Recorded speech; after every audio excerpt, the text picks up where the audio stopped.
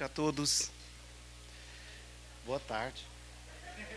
É porque que a gente faz palestra e sempre é de noite. Aí eu já tenho esse ritual de falar boa noite, mas estamos na parte da tarde, que a nossa tarde seja uma tarde agradável, de aprendizado, de troca de experiência. Nós que estamos estudando esse tema, esses temas vinculados à vida, defendendo a vida. E para defender a vida, a gente precisa tocar assuntos um tanto quanto delicados, em defesa nesse objetivo supremo, esse objetivo maior de defender a vida em todas as suas instâncias. E hoje eu estou aqui para conversar um pouco a respeito do autocídio. Nós vamos falar desse tema. E nós temos um tempo um pouco exíguo, temos um pequeno tempo para falar de um tema tão complexo, tão delicado. Graças a Deus, a doutrina espírita é muito esclarecedora e existem muitas obras que os espíritos transmitiram através de diversos médios sobre o tema suicídio. Um dos principais é Memórias de um Suicida, de Ivone A. Pereira. E existem outros, Martírio de um Suicídio e muitos outros livros falando sobre esse tema, que é um tema, como já dissemos agora há pouco, um tema que requer uma análise bastante profunda. E para falar sobre isso, e de maneira mais sintética, dentro do tema que nos é proposto, eu vou optar por contar uma história verdadeira. Eu acho que a gente aprende muito quando a gente ouve casos que realmente ocorreram. A gente aprende com a experiência alheia. E existe uma história no livro Semeador de Estrelas, de Sueli Caldas Schubert. Esse livro é uma homenagem ao Divaldo Pereira Franco, o médium lá da Bahia, de Salvador. E um dos capítulos desse livro chama O Suicida do Trem. E quando eu li esse capítulo, eu fiquei muito sensibilizado, muito chocado até certos pontos, como o Divaldo narra esse tema. E eu procurei memorizar para contar para vocês. Eu vou contar essa história que Divaldo vivenciou ainda na década de 70, já tantos anos atrás. Ele fala o seguinte: ele uma vez estava passando pelas ruas de Salvador, até que ele viu numa banca de jornal, um jornal exposto e uma notícia de um suicídio. E ele começou a ler ali o jornal ali na banca, e o repórter descreve um suicida, um trabalhador, um operário da construção civil, que se atirou sobre as rodas de um trem, e ele descreve com cores fortes, de forma que Divaldo ficou muito assim, chocado com aquilo, e resolveu, era uma prática que ele tinha, anotar o nome da pessoa que tinha cometido o suicídio. Ele tinha um caderninho onde ele fazia orações para essas pessoas. Ele anotou o nome e resolveu levar para casa, porque ele queria orar por esse infeliz que cometeu o suicídio. Muito bem, chegado no gabinete de trabalho, na casa dele, onde ele mantém uma obra assistencial de grande valor, de grande vulto, ele diz que ele tem um gabinete lá que ele gosta de abrir as janelas, gabinete onde tem janelas largas, e principalmente à noite, antes de repousar, antes de dormir, ele diz que olha para as estrelas, olha para o céu, quase sempre, na Bahia, os dias quase sempre são de verão, então, naquela época, estava fazendo bastante calor, por isso que ele abriu a janela, olhou para fora, olhou o céu iluminado de estrelas, e ele diz que nessa época do ano que aconteceu isso, tem uma estrela que brilhava mais intensamente no céu. Ele fixou nessa estrela e começou a fazer uma prece sentida, como se ele fosse advogado desse pedreiro, advogado do operário que tinha se atirado nas rodas do trem. E ele começa a pedir por ele: ó Senhor, olhe por ele, toma conta dessa alma. Pode ser que ele não sabia o que ele estava fazendo, sabe-se lá os dramas interiores que ele passava, por isso o abençoe, cuide dele com carinho, não deixe sem assistência, leve a ele a luz, o refrigério. E foi fazendo orações, e ele fez isso durante anos sucessivos. Não foi só nesse dia que ele viu o nome da pessoa no jornal. Isso se tornou uma prática, que ele fazia todos os dias, orava para esse suicida do trem. Depois de mais de 10 anos, ele tinha outros que ele orava também, ele deixou aquela listinha, priorizou outras pessoas, tinham passado muito tempo, E ele deu o fato como esquecido. E justamente depois de 10 anos, ele narra que ele começou a passar por um problema que o atormentava interiormente. Algumas pessoas que ele considerava amigos, né, levou ele, o nome dele a uma calúnia, a uma mentira, e ele ficou muito magoado, muito ferido com aquilo, vivenciou aquilo de uma maneira muito intensa. E num dia, exatamente um dia que ele estava chateado com essa situação, ele disse que ele entrou de volta no gabinete, abriu aquelas janelas largas, olhou o céu todo estrelado, olhou a estrela, e quando ele começou a querer fazer as orações que ele fazia tempo, uma angústia apertou o coração dele de tal forma que ele não deu conta de orar. Ele narra que naquele instante ele estava tão atormentado, tão chateado, tão ferido por dentro, tão magoado com algumas pessoas tão queridas dele, que tinham tomado atitudes infelizes em relação a ele, em relação à obra, e ele com aquele coração apertado, teve vontade de chorar. E quando começou a vir as primeiras, ainda antes das primeiras lágrimas cair, ele que tem uma mediunidade, né, uma pessoa que tem uma capacidade mediúnica muito grande, ele disse que viu um espírito entrando no quarto, né, onde ele estava. E ele, normalmente, quando entra o espírito, ele já pergunta o nome, quem é, ele não conhecia esse espírito. Aí ele chegou, o espírito olhou para ele e falou: ô Divaldo, eu sou fulano de tal, eu estou aqui, você não me conhece. Eu estou aqui para te pedir uma coisa que é difícil, eu sei, mas que você tenha um pouco mais de fortaleza nesse momento. Porque nós aqui do plano espiritual, muitos de nós, nos apegamos a você, né? Usamos, claro, temos como maior referência Deus, nosso Pai, e Jesus é o maior modelo. Mas como a gente ainda é muito inferior, a gente acaba se afeiçoando àqueles que estão mais próximos, né? Mais juntos de nós. E eu aprendi a me afeiçoar a você. Eu tenho um afeto muito grande. E se hoje você chorar, o que será de nós, né, que estamos mirando no seu exemplo, o temos como incentivo, alavanca para as nossas vidas? Eu queria pedir para você se esforçar um pouquinho mais. E o Divaldo meio que deu aquele, né, aquele nozinho na garganta, falou: não, então não vai ser agora não. Pessoal, eu vou descer aqui para ficar mais à vontade, ficar mais próximo de vocês. Ideal seria eu falar ali no púlpito, mas eu gosto de falar assim perto, porque eu olho nos olhos das pessoas, eu fico mais à vontade, sinto mais aconchego, gosto de falar desse jeito. Então, só que a câmera tem que mudar aí, né? Lá na federação tem uma câmera que é fixa lá, e eu, teimoso, toda vez eu saio para o lado lá da federação, e a pessoa volta. E nós contando aqui a história do Divaldo, a história tão interessante. Aí ele disse que nesse instante ele procurou se recompor emocionalmente para não chorar diante daquele espírito. E aí ele se sentiu uma certa, né, um certo vínculo com o espírito, mas fala: e você, quem você é, né, o que você tem para me contar, qual é esse afeto, como você aprendeu a me admirar tanto? Aí o Divaldo começou, o Divaldo perguntou para ele, e o espírito começou a falar, falou: olha, ô Divaldo, eu sou aqui de Salvador, e desde quando eu me entendo por gente, eu sempre fui sozinho. E eu tive que cuidar da minha vida, desde pequeno eu trabalhei, logo eu aprendi a profissão de auxiliar de pedreiro, né? E eu fui galgando alguns postos, e aí cheguei a aprender a profissão de pedreiro, e casei muito cedo, né? A vida me chamou para responsabilidades muito cedo. E tive, na minha vida, um casal de filhos, e que eu tinha um amor profundo por esse casal de filhos, a minha esposa. Mas houve um momento na minha vida que nós estávamos passando muitas dificuldades econômicas. E a minha esposa lavadeira, sem conseguir casas para lavar as roupas. Naquela época, né, não existiam essas máquinas de lavar que existem hoje. Então, a minha esposa lavando roupa, mas sem muitas mudas para lavar de roupa, e aquelas dificuldades. E eu também, emprego difícil.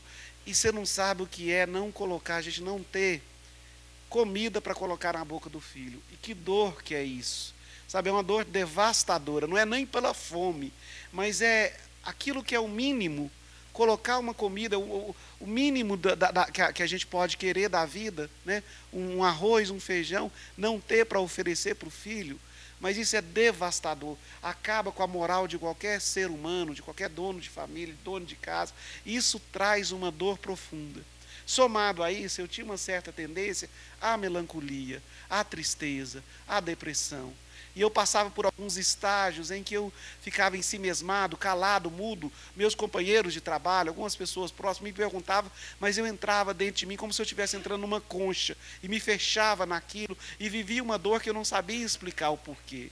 E justamente nesse período em que meus filhos estavam passando por maiores necessidades, me começou uma ideia, que foi uma ideia que veio assim, a princípio me pareceu absurda, eu quase ri, que foi a ideia de acabar com a minha vida. Não tinha sentido viver daquele jeito. Se é para viver sem dignidade, se é para viver dessa forma que eu estou vivendo, um sofrimento desse jeito, então é melhor acabar com tudo. E na hora que eu pensei isso, eu achei tão absurdo. E logo pensei em outras coisas e a ideia se esvaiu. Mas no outro dia ela veio mais forte.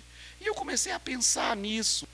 É uma coisa que vai inserindo de forma sutil, um pensamento que vai repetindo, martelando ali, chega a vontade de acabar, a falta de vontade de viver, eu não entendi o sentido da existência, o sentido da vida, a vida é só dor, é só sofrimento, é só esse mínimo que a gente tem que ter aqui, nem sobreviver direito. E aquilo veio martelando, veio, e foi tomando corpo, sem que eu desse conta, aquilo me tomou de tal forma dominou, monopolizou minha mente, que eu estava só pensando nisso, só pensava nisso. Minha esposa já tinha notado esse meu comportamento, né? Ela já sabia que eu passava por processos depressivos de melancolia, mas agora a coisa estava mais acentuada, porque não era só a melancolia, não era só a depressão, era a vontade de acabar com a minha vida, com a minha existência, que vinha todo dia. E agora, se aconteceu num dia, acontecia de hora em hora, eu pensava de hora em hora.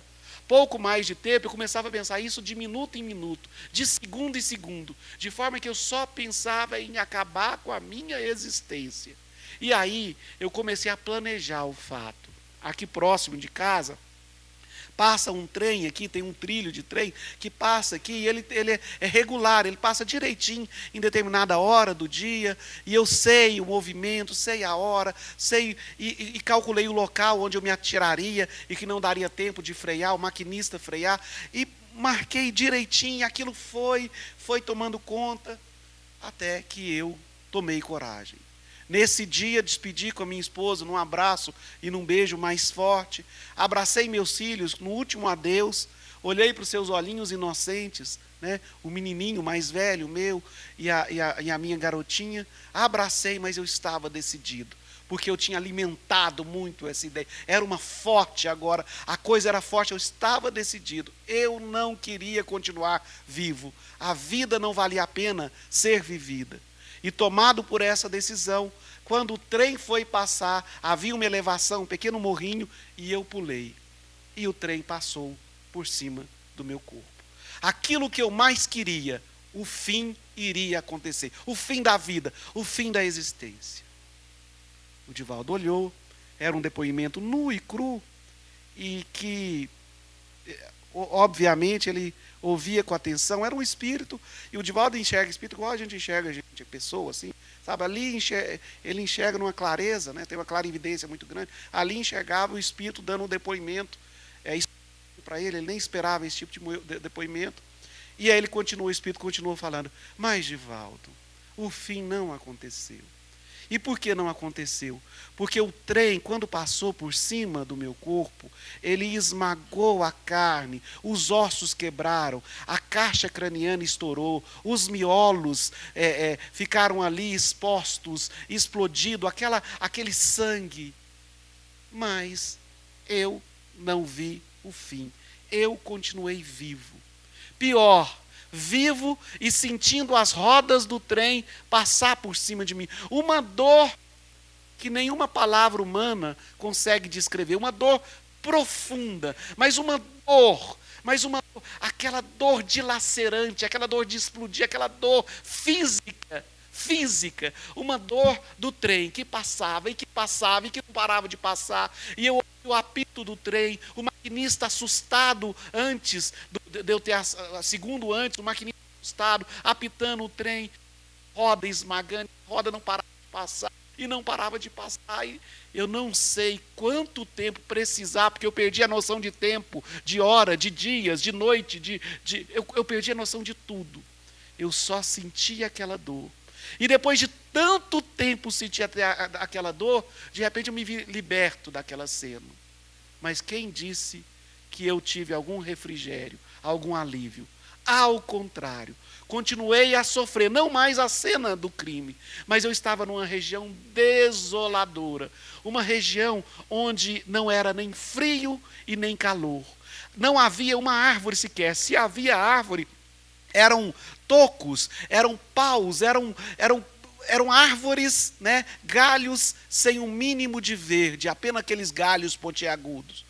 E vinha um frio, uma fome, eu sentia a barba crescer, as minhas vestes rotas, eu caminhava, a região era a região de lodo, como se fosse um pântano, e eu caminhava por aquele pântano, uma dificuldade, e eu gritava, e de repente cenas de terror apareciam na minha retina, diante de mim, fantasmas apareciam, alguns ridicularizavam-me, riam, risadas sórdidas, sombrias, eu estava completamente perdido. Estava nessa região de profunda dor, de profundo sofrimento. De repente, algumas cenas animalescas, de sexo de animais com pessoas, vinham, aparecia. Eu estava numa região de trevas, de escuridão e de dor. Depois pude ver que haviam ali cavernas frias, em que algumas pessoas ficavam dentro dessas cavernas, e eu escolhi uma caverna para ali habitar.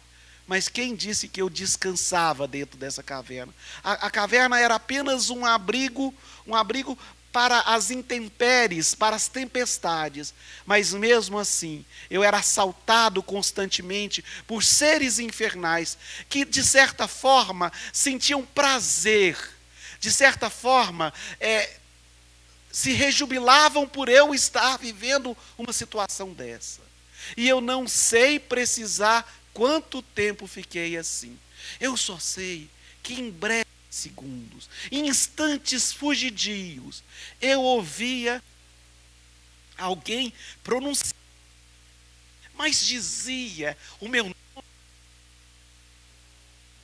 advogava a minha causa, falasse com Deus ao meu favor, queria que eu me livrasse daquela situação. Era um refrigério rápido, eram breves segundos. Mas diante da tormenta que eu vivia, diante da situação de sofrimento intenso, um alívio que via tão bem-vindo que eu, passei a apreciar esses momentos. Acontecia um pouco. E eu fiquei nessa treva, nessa dor. Quando eu passei a ouvir cada vez mais o meu nome, vinha o meu nome, alguém advogando a minha causa, alguém querendo me beneficiar, falava com carinho por mim. Que depois de tanto tempo, eu mesmo tive forças, não sei onde arrumei essas forças, de dirigir o pensamento para Deus. E eu pedi para Ele, eu tinha me afastado tanto dele. Na minha vida eu deixei essa questão religiosa, a questão de ter um pai divino, um cuidador, um criador, inteligência suprema maior do que a nossa. Passei a pensar nisso e supliquei uma oração, um socorro. Veio, me alcançou. Enfermeiros, sabe-se lá vindo de que local, siderais, anjos em pessoa, me acolheram em uma maca e me levaram para um lugar onde não havia mais os gritos, onde não havia mais frio, havia aquela névoa, aquela fumaça, aquelas montanhas, os seres infernais, as pessoas que me ridicularizavam, as gargalhadas sinistras, tudo isso ficou em segundo plano. Agora eu entrava num hospital de nome Maria de Nazaré, onde eu lá fui acolhido com carinho, com amor, cuidaram de mim, de tal forma, tiveram um carinho tão especial por mim, que eu só sei dizer isso para você, Edivaldo, emocionado, porque pela primeira vez na minha vida eu me senti tão assistido, tão acolhido. É claro que estava estampado no meu perispírito, no meu corpo espiritual, o ato tresloucado que eu havia cometido, mas ali, isso era respeitado, e eu passei a fazer cursos, a extensão do meu gesto. Deus dá a vida, Divaldo, e só Ele, unicamente, tem direito de tirar. Mas Deus é tão bom, é um Criador tão maravilhoso, que Ele, até nesse ponto, Ele é perfeito. Ele nos dá uma liberdade, mas a nossa liberdade, o nosso livre-arbítrio, no sentido da vida, é limitado. Porque eu pensei que estava acabando com a minha existência. Eu acabei com o meu corpo físico. A vida, a existência, nós não temos o direito de acabar, porque foi feita, criada por Deus. Deus sopra a vida. E Ele dá a vida e Ele vai ter o direito de tirar. Então, saber que nós não podemos acabar, o nosso livre-arbítrio é limitado nesse sentido, é uma bênção. Porque eu estava vivo e agora em curso de uma recuperação, de uma reabilitação, de uma melhora. Ali aprendi tanto, até que a curiosidade espiaçou-me mais, e eu quis saber quem tinha sido o leitor, aquela voz que me chamava, que falava por Deus, que advogava a minha causa, uma súplica, uma oração. Quem era? Eu conhecia? Disseram que eu não conhecia. E eu pedi tanto, insisti tanto para eu conhecer essa pessoa, e um dia me levaram espiritualmente numa casa espírita, e eu ouvi uma palestra sua, Divaldo, e me disseram: olha, é aquele ali, Senhor, aquele Senhor que fazia uma oração intercessória. Eu quis saber o que é uma oração intercessória. É uma oração que você pode fazer por terceiros, ajudando, contribuindo, vibrando. E ele vibrou muito tempo por você. Ele orou muitos anos por você. E era nesse momento que ele orava que você recebia o alívio breve, o alívio instantâneo. E agora você está tendo oportunidade de conhecê-lo. E assim, Divaldo, eu fui me afeiçoando a você. E é por isso que eu estou aqui. O depoimento era tão verdadeiro. O Divaldo emocionado, né? Que dor, a dor daquele que é essa, que dor profunda. Mas os sofrimentos não acabam aí. O Divaldo continuou olhando e conversando, engraçado isso, né? Uma pessoa conversando, parece filme Ghost, né? Aquele filme Ghost é engraçado, parece aqueles filmes Ghost. Mas é verdade, né? Quem tem essa... Né, todos nós somos médiuns e quem treinou isso em muitas idas, como o Divaldo, né, tem essa facilidade, como o Chico, de conversar como se conversasse com uma pessoa mesmo. E o Divaldo olhou para ele, né, já estava emocionado, sensibilizado, querendo abraçá-lo, aconchegá-lo de encontro ao peito, como faz com uma criança, um filho amado. E o Espírito falou: mas eu não terminei, Divaldo, porque eu pensei que esse seria o fim do meu sofrimento, da minha dor, mas ao contrário. Eu entendi, Divaldo, que aquele que suicida é um gesto de profundo egoísmo. É egoísta porque o que suicida não prejudica somente a si, e prejudica a terceiros. E aí eu pude entender a extensão do meu gesto, porque com o tempo a saudade começou a torturar o meu coração. E eu quis reaver a minha esposa, os meus 2 filhos, que eu amava tanto. Eu queria vê-los, queria, nem que fosse breve, de longe, saber o paradeiro deles, como eles estavam, quanto tempo eu estava ali. E aí eu vim saber que eu fiquei nessa região de trevas mais de 10 anos. Mais de 10 anos sofrendo. E me disseram que eu não tinha autorização para buscar a minha família. Que eu tinha que me fortalecer mais, estudar, fazer mais curso, preparar-me melhor. Mas quando a gente ama, a saudade é tão grande, né? O apego da gente com a família é tão grande que eu insisti e pedi mais uma vez, não me deram autorização, eu pedi outra vez, e tanto fiz, tanto procurei, que os instrutores maiores, apesar de todas as recomendações, eles resolveram me dar uma concessão, que eu fosse. Mas eu não iria ver a minha família sozinho. 2 enfermeiros do Hospital Maria de Nazaré iriam me acompanhar, iriam me seguir, para caso eu não conseguisse suportar os problemas que iriam advir desse meu gesto. Mas eu não queria, eu não estava sabendo, não queria encarar os problemas, eu queria ver meus filhos, eu queria ver a minha esposa. E pedi e fiz, foi dada a concessão, e saímos e viemos para a crosta terrena. E procurei os meus filhos e minha esposa. E de repente eu fui chamado, como se fosse um imã. Vibração aqui, pensamento é uma coisa muito poderosa. E como um imã eu fui levado para a região aqui de Salvador, a região do cais. Você sabe que no cais, principalmente nas regiões mais afastadas do cais, há vários prostíbulos. Os marinheiros que viajam e procuram as mulheres, muito longe das mulheres, muito longe de aventuras sexuais, procuram mulheres. E eu fui levado para essa região sem entender o porquê. Fui guiado lá, vinculado, um imã me levava até lá. E eu entrei num quarto de uma luz vermelha, onde estava uma jovem, que deveria ter aproximadamente uns 18 anos, aproximadamente. A pintura forte no rosto. E eu logo percebi que se tratava de uma cortesã, de uma prostituta, melhor falando, uma prostituta. E olhando para ela, eu fiquei tentando ver se eu conhecia aquela menina de 18 anos, mas ao mesmo tempo envelhecida, parecia ter uns 35 anos. Eu tentava ver quem era ela. E de repente, olhando melhor, aproveitando, apurando melhor a retina espiritual da minha alma, era a minha filha. A minha caçula, a filha mais nova, a minha filha.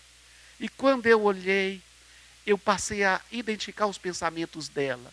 E ela pensava assim, minha mãe, ela acha que eu vou dividir todo o dinheiro dos meus homens com ela. Mas minha mãe não vai fazer isso não. Eu vou esconder, eu vou mentir. A minha mãe está querendo me explorar.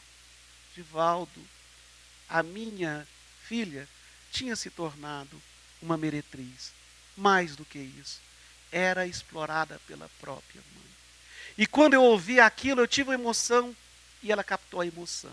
E começou a pensar, se não fosse meu pai, hein?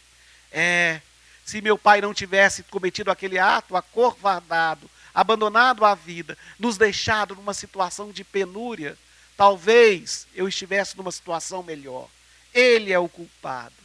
E eu senti enlouquecer, quis gritar, que dor.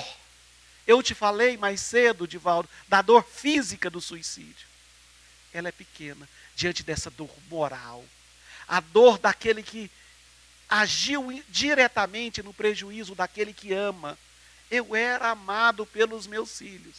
E fui tão egoísta, fui tão cruel, pensava tão somente em mim mesmo, que me matei. Esquecendo desse amor, esquecendo dos meus filhos. Como eu pude deixar-me conduzir por pensamentos obsessivos que martelavam, pensamentos que a minha mente criou, mas que teve o auxílio poderoso de outras mentes que sintonizam nessa faixa vibratória. E eu me deixei levar, e agora estava ali, louco de dor. Eu quis voltar, mas de repente eu fui atraído para uma outra região aqui de Salvador, como se fosse um imã. Aqui o pensamento é instantâneo, e de repente eu fui levado para o cárcere, para a região de prisão. E em uma prisão, um local de uma cela específica, estava um jovem. Quando cheguei perto, pude olhar ali, estava um jovem, e era o meu filho. O meu filho mais velho, o meu primogênito, ali estava numa cela de cadeia. E eu tentei apurar a retina, a sensibilidade, para entender o que ele pensava, e consegui captar. E ele pensava, eu matei, e se preciso mato mais uma vez. A única forma de sair da penúria foi o uso das drogas, entrar para a criminalidade. Mas meu pai, onde ele está agora? Não existe? Ele não existe mais. Se ele estivesse ao meu lado, se ele tivesse me amparado, educado, ser o companheiro que eu tanto precisava, o orientador, o pai que eu tanto carecia, talvez eu não tivesse me tornado criminoso. Mas sim, matei, se preciso, vou matar mais. Eu vou fugir dessa cela, eu vou arranjar um jeito de fugir dessa cadeia. E eu vou progredir, queira ou não.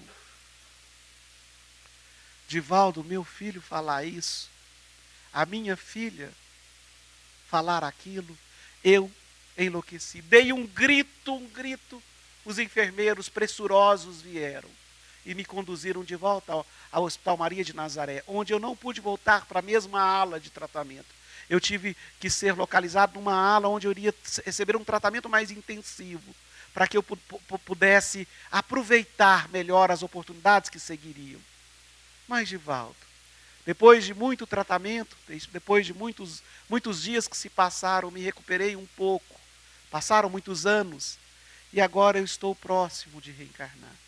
Queria que você saiba que eu vou reencarnar com sérios problemas nervosos. O meu corpo físico vai estar profundamente afetado. As marcas do suicídio que eu cometi vai passar para o novo corpo físico em formação. Mas é preciso que seja assim, Divaldo. É uma forma de eu depurar o gesto que fiz, o gesto que eu cometi. Então eu quero te pedir hoje, Divaldo, quero te pedir apenas hoje, para que não chore. Porque se você chorar, o que será de nós, os suicidas, que passamos por problemas e por sofrimentos tão atrozes e começamos a ter esperança? Porque isso é bonito na vida. Por mais doloroso que seja o suicídio, Deus concede novas oportunidades, até mesmo para essas almas que se matam. É o meu caso. Eu me preparo para renascer de novo. Numa vida que eu tenho certeza que vai ser limitada, fragilizada, difícil. Se era difícil a existência anterior de pobreza, eu era paupérrimo. Agora, pior será. Mas se eu conseguir levar a minha existência até o fim, não vier a tentação, souber vencer as adversidades, e para isso eu fiz tantos cursos aqui, e se eu conseguir levar até o fim, será uma vitória. E aí o futuro me espera. O futuro de promessa, de vida, de novas cores, de novas perspectivas, de elevação, de crescimento, de felicidade. Felicidade. As pessoas acham que através do suicídio buscam uma fuga. Ao contrário. Tomando a decisão do suicídio para evitar do sofrimento muito piores vem para aqueles que cometem suicídio. Então essa é a minha história que eu gostaria que você contasse para todos aqueles que te ouvem, para que possa servir de exemplo, para que as pessoas possam valorizar mais a vida. A coisa mais bonita que existe na existência é a vida. O momento presente é uma bênção, é uma pérola, é uma joia que Deus deu. Se nós soubermos aproveitar a romagem terrena, um minuto adequado, a bênção do tempo ao nosso favor, nós estamos cada vez mais caminhando em direção à perfeição e à felicidade e ao encontro de nós mesmos. Então gostaria de deixar essa mensagem para você, Divaldo, para que você possa falar para as pessoas. Essa história que eu estou contando, eu repito para aqueles que chegaram um pouquinho depois, ela está no livro O Semeador de Estrelas, da Sueli Caldas Schubert, que conta essa história e outras do Divaldo e faz análise também. Quem quiser estudar o caso, ler o livro, é claro que eu contei aqui, cada um é cada um, e eu contei com a minha própria emoção, né, na minha forma de contar. Pode ser que eu tenha esquecido detalhes, mas a história é mais ou menos assim. E a gente vai contando e emocionando, porque eu sou uma pessoa também tão emotiva, né? Eu me vejo no lugar dessas pessoas. Com certeza nós já cometemos o autocídio em algum momento de nossas vidas. Que não seja o direto, como esse suicida do trem, mas talvez cometemos através de processos indiretos, através de vícios, né, de viciações e de outros meios, de outras formas. Então é essa. Nós temos quantos minutos, Vitor? Que a gasolina aqui está acabando, então tem que... Eu falei, 45 minutos é tão pouco, eu tenho tanto para falar, e na prática ainda sobrou 10. Que bom. E vai ter um debate, né, depois, né? E vai ter poder... Oi, Ana Paula, seja bem-vinda. Obrigado pelo convite. Tá, gente? Então é isso. Então não, dá tempo de eu falar um pouquinho do suicídio indireto, né? Você ia falar o quê? Não, mas você fez assim porque tem um negocinho para ver aí. Ah, que bonitinho.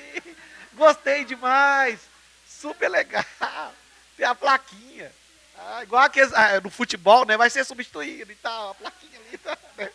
Tá, veio lá o tempo que está acabando a partida. Nós estávamos falando do suicídio indireto. Um exemplo que eu tenho do suicídio indireto é do livro Nosso Lar, o do André Luiz, que ele descreve. Ele passou também por sofrimentos, por dores no plano espiritual, foi resgatado também pelo ministro Clarence no Nosso Lar. E depois foi-lhe dito, isso ele não aceitou no primeiro momento, que ele era um suicida. Ele, inclusive, quando ele estava na região inferior, esse suicida vinha na cabeça dele e ele ficava indignado com aquilo. Depois ele não aceitou, mas lhe foi explicado que o comportamento que ele adotou, determinadas atitudes da vida, abreviaram a existência dele.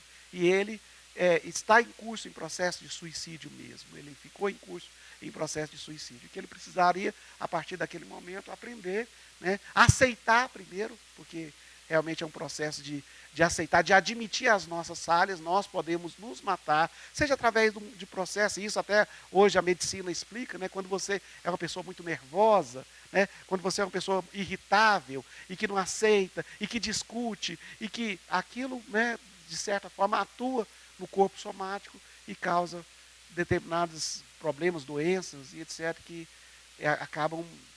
pode levar até a morte. Então, isso é uma espécie de suicídio, né? E foi o caso do André Luiz, porque ele também tinha uma série de problemas, ele se irritava fácil e tal. Mas, e daí o nosso cuidado, né?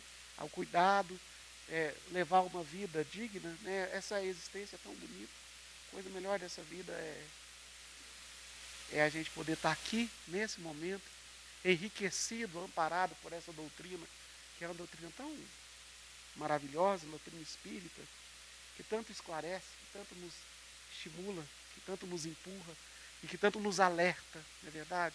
Tanto nos desperta. Eu fico pensando, gente, se eu não fosse suicida, o que eu seria? Né? Eu acho que o suicídio o espírita, melhor dizendo. Fala de suicídio, estou trocando as bolas. Regressar, aí não dá. O espiritismo, assim, ele acho que é essa palavra, né? Como esclarece, como nos apoia, como nos sustenta, né? Acho que o espiritismo, espiritismo é uma bênção mesmo. Domingo passado foi Dia das Mães, não é verdade? Dia das Mães, domingo passado. E eu me lembro aqui, eu gosto de falar essa história, que uma vez eu e meu falecido pai, ouvimos o Rolando Boldrin declamar essa poesia. Eu fiquei tão encantado com ela, que eu queria agora, no termo, já que a gente está falando de vida, vamos falar da vida das mães, né? Da vida da criança, da vida do campo. Nós aqui, goianos, temos o pé no campo, né? Quando não temos o pé, temos o corpo todo, porque a gente adora a coisa do campo, da fazenda, da roça, né? Nós aqui, goianos, gostamos muito desses elementos lá do campo. E o Rolando Boldrin declama poesias maravilhosas de autoria dele. Uma vez eu fui declamar essa poesia, só que essa poesia de autoria dele até a metade, porque um dia eu fui declamar essa poesia no centro, e quando eu cheguei na metade, para terminar, me veio uma inspiração e eu continuei e fiz uma segunda parte. Quem sabe um dia eu mostro para ele, né? Que é inserir na doutrina espírita, porque ele não é espírita. E aí o Rolando Boldrin conta uma casa de uma criança de uns 7 anos, e aqui vai nosso abraço a todas as mães, né? Nós estamos na Semana das Mães, domingo foi Dia das Mães, hoje é sábado, passaram poucos dias. E é uma poesia que diz assim: mãezinha querida, que saudade eu tenho de ansê, mãezinha. Eu me lembro dos brinquedos que nós brincava, de correr, de cabra cega, mas o brinquedo que eu mais gostava era o brinquedo de esconder. Ansê chegava para mim e falava: Zezinho, fica aí que eu vou esconder. Eu ficava ali, mãozinha no zóio, contando, depois eu saía para percurar Ansê. Percurava num canto, percurava outro. Na nossa casa de chão batido, lá da roça, eu entrava no quartinho, olhava debaixo da cama, dentro do guarda-roupa, onde você tinha se metido. Aí eu ia lá para a sala, depois olhava na cozinha, junto ao fogão a lenha, você não estava fazendo café, nada ali.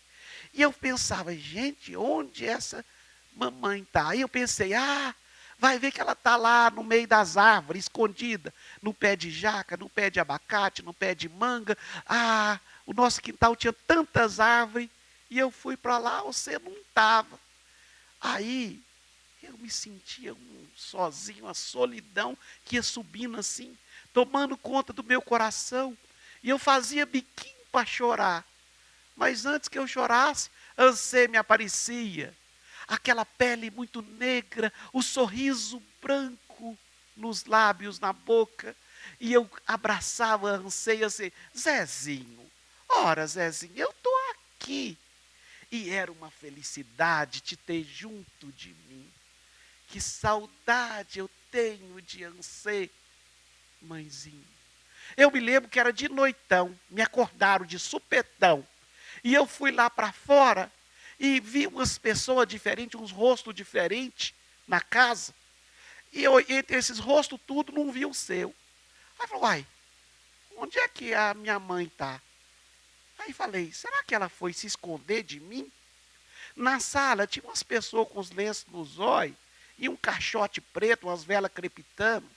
Eu fui lá para a cozinha, olhei, lá no fogão a lenha você não estava fazendo café, tinha outras pessoas. Ora, engraçado, você não gostava que ninguém mexia naquele fogão, só você? E tinha outras pessoas lá. E aí eu falei, ela está brincando de esconder comigo. Eu vou achar ela. Entrei no quarto, olhei debaixo da caminha, de dentro do guarda-roupa. Na sala as pessoas estavam lá, você não estava. Na cozinha você não estava. Fui para fora, mas estava um breu, era de noite, um escuridão. E assim mesmo eu tive coragem de olhar assim meio para os pés de jaca, para abacate, de manga, para ver se não estava lá, escondida de mim. Você não estava. E eu falei, já sei, vou fazer biquinho. Ela vai aparecer. E eu fiz biquinho. Eu fiz biquinho. E você não apareceu. Você não apareceu, mamãe.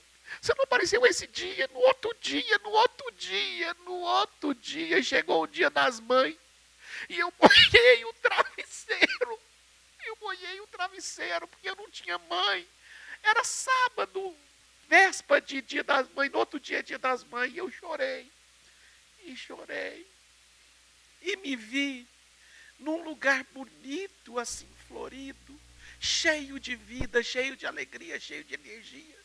E uma luz se fez assim, uma luz clara, assim, igual assim, ó, está aqui, uma luz. E daquela luz formou-se um ser. E daquele ser, Ansê me apareceu.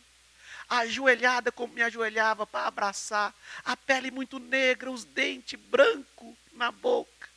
E você, ora, Zezinho, Zezinho, eu estou aqui, vem cá, me dá um abraço. Eu abracei Ansê. Ansê me colocou no colo, passou a mão no meu cabelo e disse, Zezinho, num dia que não está nem muito longe, nem muito perto, nós vai se encontrar de novo, Zezinho.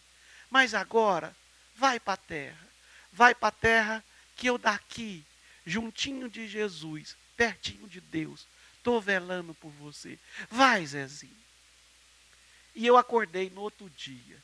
Mas acordei com alegria. As lágrimas do travesseiro tinham secado. Uma alegria de viver.